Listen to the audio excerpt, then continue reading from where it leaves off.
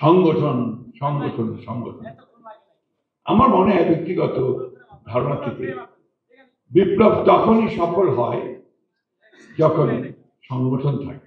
বিপ্লবী সংগঠন যদি না থাকে তাহলে বিপ্লব হয় বলে আমার অন্তত মনে হয় না। আপনারা আমাকে অনেক ভালো বলবেন, অনেক তাত্ত্বিক আছেন এখানে যারা বিপ্লব করতে চান, সমাজ বদলাতে চান, যারা সাধারণ মানুষের অবস্থার পরিবর্তন করতে চান, তাদেরকে অবশ্যই সেই সংগঠনকে শক্তিশালী করতে হবে।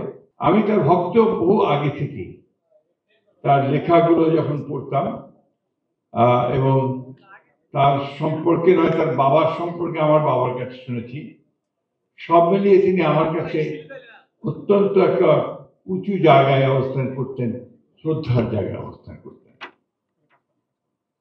বদরুদ্দীন ওমর সাহেবরা সবসময় জানবেন না, যারা আজীবন তাদের যে আদর্শ, তাদের যে যুদ্ধ, তাদের যে সংগ্রাম তারা করে গেছেন জীবনের শেষ দিন পর্যন্ত, কখনো কম্প্রোমাইজ করেন।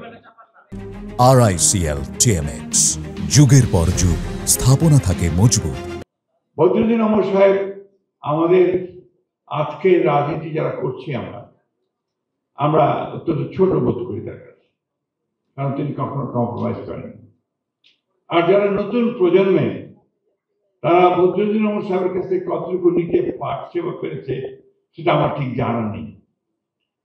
একটা কথা এখানে খুব জোরে সরে এসছে বদরুদ্দীন ওমর সাহেবের কথাগুলো থেকেই, সংগঠন সংগঠন সংগঠন আমার মনে হয় ব্যক্তিগত ধারণা থেকে বিপ্লব তখনই সফল হয় যখন সংগঠন থাকে।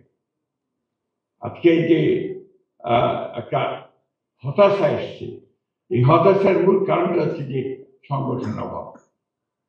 বিপ্লবী সংগঠন যদি না থাকে তাহলে বিপ্লব হয় বলে আমার অন্তত মনে হয় না। আপনারা আমাকে অনেক ভালো বলবেন, অনেক তাত্ত্বিক আছেন এখানে। এটা হচ্ছে মূল কথাটা।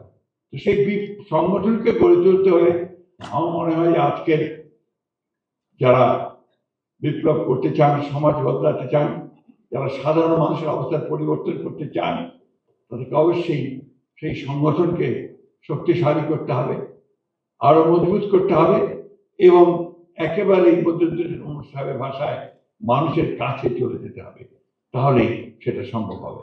আমাকে আমন্ত্রণ জানান, আমি আবার আপনাকে ধন্যবাদ জানাচ্ছি, আপনাদেরকে সবকে শুভেচ্ছা।